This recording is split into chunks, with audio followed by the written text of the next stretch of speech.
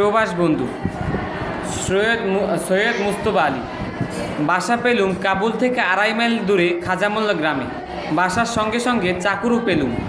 অধ্যক্ষ জিরার জাতে ফরাসি, কাজেই কায়দামাফিক আলাপ করিয়ে দিয়ে বললেন, এর নাম আব্দুর রহমান, আপনার সব কাজ করে দেবে, জুতো বুরুষ থেকে খুন খারাপি, অর্থাৎ ইনি হরফুন মৌলা বা সকল কাজের কাজী। জিরার সাহেব কাজের লোক, অর্থাৎ সমস্ত দিন কোনো না কোনো মন্ত্রীর দপ্তরে ঝগড়া বসচা করে কাটান। কাবুলে এরই নাম কাজ। ও রভোয়া, বিকেলে দেখা হবে বলে চলে গেলেন। কাবুল শহরে আমি 2টি নরদানব দেখেছি, তার একটি আব্দুর রহমান। পরে ফিতে দিয়ে মেপে দেখছিলুম 6 ফুট 4 ইঞ্চি। উপস্থিত লক্ষ্য করলুম লম্বায় মিলিয়ে চওড়াই 2খানা হাঁটু পর্যন্ত নেমে এসেছে। আঙুলগুলো 2 কাঁদি মর্তমান কলা হয়ে ঝুলছে। পা 2খানা ডিঙি নৌকার সাইজ। কাঁধ দেখে মনে হলো আমার বাবুর্চি আব্দুর রহমান না হয়ে সে যদি আমির আব্দুর রহমান হতো তবে অনায়াসে গোটা আফগানিস্তানের ভার বইতে পারত। এই কান ও কান জোড়া মুখ হ্যাঁ করলে চওড়াচৌড়ি কলা গিলতে পারে। এবড়ো থেবড়ো কলা নাক কপাল নেই। পাগড়ি থাকায় মাথার আকার প্রকার ঠাহর হইল না। তবে আন্দাজ করলুম বেবি সাইজের হ্যাটও কান অবধি পৌঁছাবে। রং ফর্সা, তবে শীতে গ্রীষ্মে চামড়া চিরে ফেরে গিয়ে আফগানিস্তানের রিলিফ ম্যাপের চেহারা ধরেছে। 2 গালকে যেন থাবড়া মেরে লাল করিয়ে দিয়েছে। কিন্তু কার এমন বুকের পাটা? রুজও তো মাখবার কথা নয়। পরনে সিলওয়ার কুর্তা আর ওয়াস্কিট। ঠোঁট দুটো দেখতে পেলুম না। সেই যে প্রথম দিন ঘরে ঢুকে কার্পেটের দিকে নজর রেখে দাঁড়িয়েছিল, শেষ দিন পর্যন্ত ওই কার্পেটের অপরূপ রূপ দেখে তাকে বড় একটা চোখ ফেরাতে দেখিনি। গুরুজনদের দিকে তাকাতে নেই। আফগানিস্তানেও নাকি এই ধরনের একটা সংস্কার আছে। তবে তার নয়নের ভাবের খেলা গোপনে দেখেছি।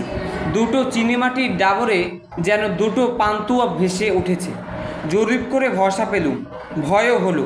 এই লোকটা ভীমসেনের মতো রান্না তো করবেই, বিপদে আপদে ভীমসেনেরই মতো আমার মুশকিল আসান হয়ে থাকবে। কিন্তু প্রশ্ন, এ যদি কোনো দিন বিগড়ে যায় তবে?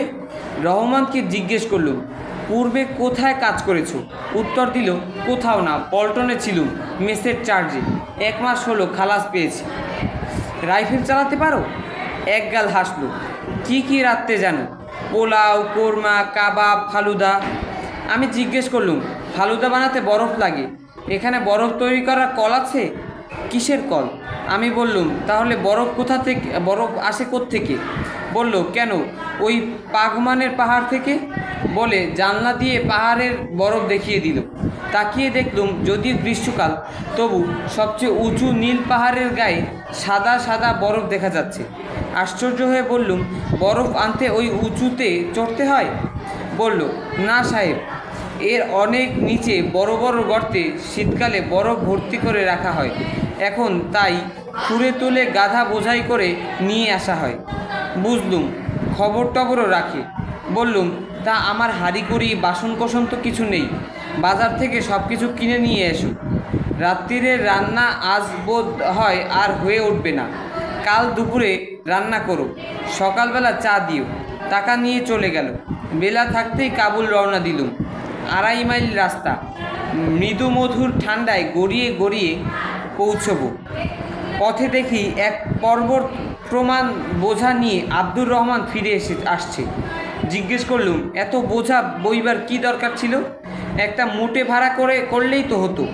যা বলল তার অর্থ এই, সে যে মোট বইতে পারে না, সে মোট কাবুলে বইতে যাবে কে? আমি বললুম, দুজনে ভাগাভাগি করে নিয়ে আসতে। ভাব দেখে বুঝলুম অতটা তার মাথায় খেলেনি, অথবা ভাববার প্রয়োজন বোধ করেনি। বোঝাটা নিয়ে আসছিল জালের প্রকাণ্ড থলেতে করে। তার ভিতর তেল, নুন, লকড়ি সবই দেখতে পেলুম। আমি ফের চলতে আরম্ভ করলে বলল, সাহেব, রাত্রে বাড়িতেই খাবেন, খুব বেশি দূর যেতে হলো না। লবি দরিয়া অর্থাৎ কাবুল নদীর পারে পৌঁছাতে না পৌঁছাতেই দেখি মসিয়ে জিরার টাঙা হাঁকিয়ে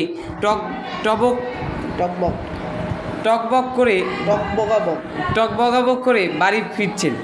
কলেজের বড় কর্তা বা বস হিসাবে আমাকে তিনি বেশ এক প্রস্থ ধমক দিয়ে বললেন, কাবুল শহরে নিশাচর হতে হলে যে তাগদ ও হাতিয়ারের প্রয়োজন, সে দুটোর একটাও তোমার নেই।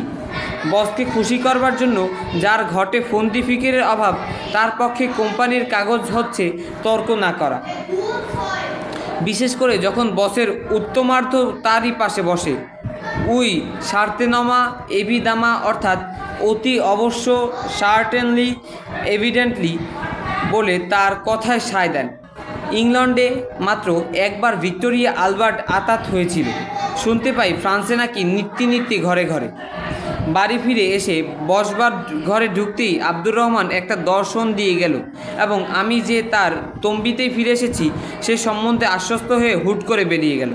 তখন রোজার মাস নয়, তবু আন্দাজ করলুম সেহরির সময় অর্থাৎ রাত 2টোয় খাবার জুটতেও পারে। তন্দ্রা লেগে গিয়েছিল। শব্দ শুনে ঘুম ভাঙল। দেখি আব্দুর রহমান মোগল তসবিরের গারু বদনার সমন্বয়ে আফতাবে বা ধারাযন্ত্র নিয়ে সামনে দাঁড়িয়ে। মুখ ধুতে গিয়ে বুঝলুম যদিও গ্রীষ্মকাল, তবু কাবুল নদীর বরফ গলা জলে কিছুদিন ধুলে আমার মুখও আফগানিস্তানের রিলিফ ম্যাপের উঁচু নিচুর টক্করের সঙ্গে সামঞ্জস্য রাখতে পারবে। খানা টেবিলের সামনে গিয়ে যা দেখলুম তাতে আমার মনে আর কোনো সন্দেহ রইল না যে আমার ভৃত্য আগা আব্দুর রহমান এককালে মেসের চার্জে ছিলেন। ডাবর নয়, ছোটোখাটো একটা গামলা ভর্তি মাংসের কোরমা বা পেঁয়াজ ঘিয়ের ঘন কাঠে শেরখানেক দুম্বার মাংস, তার মাঝে মাঝে কিছু বাদাম কিশমিশ লুকোচুরি খেলছে। এক কোণে একটি আলু অপঙ্ক্তেও হওয়ার দুঃখে ডুবে মরার চেষ্টা করছে। আরেক প্লেটে গোটা আস্টেক ফুল বোম্বাই সাইজের স্বামী কাবাব, বারকোষ থালায় এক ঝুড়ি কোফতা পোলাও, আর তার ওপরে বসে আছে একটি আস্ত মুরগি রোস্ট। আমাকে হয়ে দাঁড়িয়ে থাকতে দেখে আব্দুর রহমান তাড়াতাড়ি এগিয়ে অভয়বাণী দিল, রান্নাঘরে আরও আছে। একজনের রান্না না করে কেউ যদি 3 জনের রান্না করে তবে তাকে ধমক দেওয়া যায়, কিন্তু সে যদি 6 জনের রান্না পরিবেশন করে বলে রান্নাঘরে আরও আছে, তখন আর কি করার থাকে?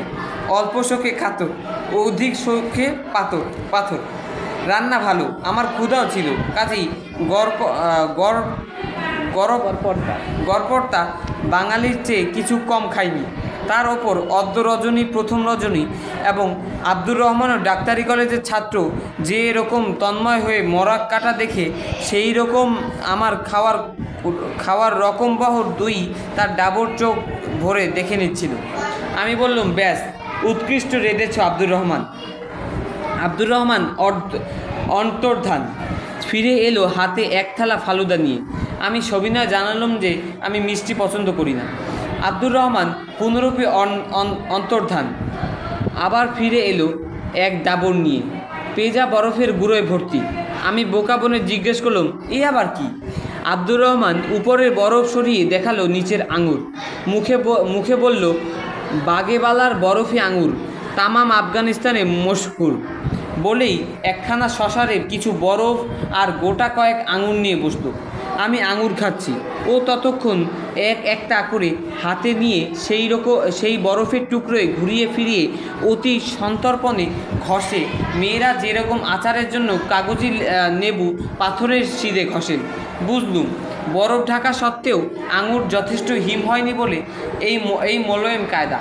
ওদিকে তালু আর জিভের মাঝখানে একটা আঙুরে চাপ দিতেই আমার ব্রহ্মরন্ধ্র পর্যন্ত ঝিনঝিন করে উঠছে। কিন্তু পাছে আব্দুর রহমান ভাবে তার মনিব নিতান্ত জঙ্গলি, তাই খাইবার পাশের হিম্মত বুকে সঞ্চয় করে গোটা আষ্টে গিললুম, কিন্তু বেশিক্ষণ চালাতে পারলুম না। ক্ষান্ত দিয়ে বললুম, যথেষ্ট হয়েছে আব্দুর রহমান, এবারে তুমি গিয়ে ভালো করে খাও। কার গোয়াল কে দেয় ধুয়ো। এবারে আব্দুর রহমান এলেন চায়ের সাজ সরঞ্জাম নিয়ে। কাবুলি সবুজ চা পেয়ালায় ঢাললে অতি ফিকে হলদে রং দেখা যায়। সে চায়ে দুধ দেওয়া হয় না। প্রথম পেয়ালায় চিনি দেওয়া হয়, দ্বিতীয় পেয়ালায় তাও না। তারপর ওই রকম তৃতীয় চতুর্থ কাবুলিরা পেয়ালা 6 খায়। অবশ্যই পেয়ালা সাইজে খুব ছোট, কফির পাত্রের মতো। চা খাওয়া শেষ হলে আব্দুর রহমান 10 মিনিটের জন্য বেরিয়ে গেল। ভাবলুম এই বেলা দরজা বন্ধ করে দিই, না হলে আবার হয়তো কিছু একটা নিয়ে আসবে। আস্ত উটের রোস্টটা হয়তো দিতে ভুলে গিয়েছে। ততক্ষণে আব্দুর রহমান পুনরায় হাজির। এবার এক হাতে থলে ভর্তি বাদাম আর আখরোট, অন্য হাতে হাতুড়ি। ধীরে সুস্থে ঘরের এক কোণে পা মুড়ে বসে বাদাম আখরোটের খোসা ছাড়াতে লাগলো। এক মুঠো আমার কাছে নিয়ে এসে দাঁড়ালো। মাথা নিচু করে বলল, আমার রান্না হুজুরের পছন্দ হয়নি। কে বলল পছন্দ হয়নি? তবে ভালো করে খেলেন না কেন? আমি বিরক্ত হয়ে বললাম, কি আশ্চর্য, তোমার বপুটার সঙ্গে আমার টনুটা মিলিয়ে দেখো কি দিকিনি, তার থেকে আন্দাজ করতে পারো না আমার পক্ষে কি পরিমাণ খাওয়া সম্ভবপর? আব্দুর রহমান তর্কাতর্কি না করে ফের সেই কোণে গিয়ে আখরোট বাদামের খোসা ছাড়াতে লাগলো। তারপর আপন মনে বলল, কাবুলের আবহাওয়া বড়ই খারাপ। পানি তো পানি নয়, সে যেন গালানো পাথর। পেটে গিয়ে এক কোণে যদি বসলো তবে ভরসা হয় না আর কোনো দিন বেরোবে। কাবুলের হাওয়া তো হাওয়া নয়, আতশবাজির হলকা। মানুষের খিদে হবেই বা কী করে? আমার দিকে না তাকিয়েই তারপর জিজ্ঞেস করলো, হুজুর কখনো পানশির গিয়েছেন? সে আবার কোথায়? উত্তর আফগানিস্তান, আমার দেশ। সে কি জায়গা!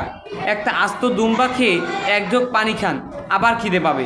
আকাশের দিকে মুখ করে একটা লম্বা দম নিন, মনে হবে তাজি ঘোড়ার সঙ্গে বাজিয়ে রেখে ছুটতে পারি।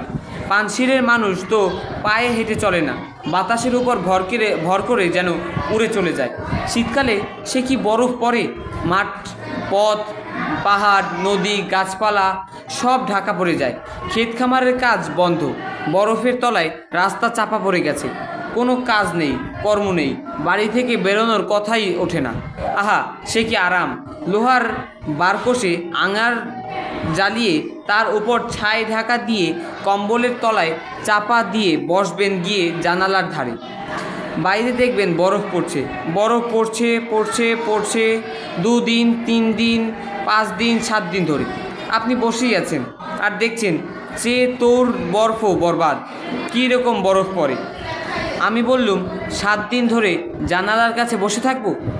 আব্দুর রহমান আমার দিকে এমন করুণভাবে তাকালো যে মনে হলো এরকম বেরসিকের পাল্লায় সে জীবনে আর কখনো এতটা অপদস্থ হয়নি। ম্লান হেসে বলল, একবার আসুন, জানালার পাশে বসুন, দেখুন, পছন্দ না হয় আব্দুর রহমানের গর্দান্ত রয়েছে। সেই তুলে নিয়ে বলল, সে কত রকমের বরফ আছে, কখনো সোজা ছেঁড়া ছেঁড়া পেঁজা তুলার মতো, তারই ফাঁকে ফাঁকে আসমান জমিন কিছু কিছু দেখা যায়, কখনো ঘোরঘট্টির ঘন চাদরের মতো নেবে এসে চোখের সামনে পর্দা টেনে দেয়, কখনো বয় জোর বাতাস, প্রচণ্ড ঝড়। বাতাসের পাজে যেন সে বাতাস ডাল গলাবার চরকি চালিয়ে দিয়েছে। বরফের গুঁড়ো ডাইনে বায়ে উপর নিচে এলোপাথারি ছুটাছুটি লাগায়, হু হু করে কখনো একমুখী হয়ে তাজি ঘোড়াকে হার মানিয়ে ছুটে চলে, কখনো সব ঘুটঘুটে অন্ধকার, শুধু শুনতে পারেন শো শো শো। তার সঙ্গে আবার মাঝে মাঝে যেন দারুল আমানের ইঞ্জিনের সিটির শব্দ। সেই ঝড়ে ধরা পড়লে রক্ষে নেই, কোথা থেকে কোথায় উড়িয়ে নিয়ে চলে যাবে, না হয় বেহুশ হয়ে পড়ে যাবেন বরফের বিছানায়। তারই উপর জমে উঠবে 6 হাত উঁচু বরফের কম্বল, গাদা গাদা পাজা পাজা, কিন্তু তখন সে বরফের পাজা সত্যিকার কম্বলের মতো ওম দেয়। তার তলায় মানুষকে 2 দিন পরেও জ্যান্ত পাওয়া গিয়েছে। একদিন সকালে ঘুম ভাঙলে দেখবেন বরফ পড়া বন্ধ হয়ে গিয়েছে, সূর্য উঠেছে। সাদা বরফের উপর সে রোশনির দিকে চোখ মেলে তাকানো যায় না। কাবুলের বাজারে কালো চশমা পাওয়া যায়, তাই পরে তখন বেড়াতে বেরোবেন। যে হাওয়া দম নিয়ে বুক ভরবেন তাতে একরত্তি ধুলো নেই, বালু নেই, ময়লা নেই। ছুরির মতো ধারালো ঠান্ডা হাওয়া নাক, মগজ, গলা, বুক চিরে ঢুকবে, আবার বেরিয়ে আসবে ভিতরাকার সব ময়লা ঝেঁটিয়ে নিয়ে। দম নেবেন, ছাতি এক বিঘত ফুলে উঠবে, দম ফেলবেন, এক বিঘত নেমে যাবে। এক এক দম নেওয়াতে এক এক বছর আয়ু বাড়বে। একবার দম ফেলাতে 100টা বেমারি বেরিয়ে যাবে। তখন ফিরে এসে হুজুর একটা আস্ত দুম্বা যদি না খেতে পারেন তবে আমি আমার গোঁফ কামিয়ে ফেলবো। আজ যা রান্না করেছিলাম তার ডাবল দিলেও আপনি খিদের চোটে আমায় কতল করবেন। আমি বললুম, হ্যাঁ আব্দুর রহমান, তোমার কথাই সই। শীতকালটা আমি পাঞ্জারেই কাটাবো। আব্দুর রহমান গদগদ হয়ে বলল, সে বড় খুশির বাত হবে হুজুর। আমি বললুম, তোমার জন্য খুশি নয়, আমার প্রাণ বাঁচাবার জন্য। আব্দুর রহমান ফ্যাল করে আমার দিকে তাকালো। আমি বুঝিয়ে বললুম, তুমি যদি সমস্ত শীতকালটা জানালার পাশে বসে কাটাও তবে আমার রান্না কি করবে কি?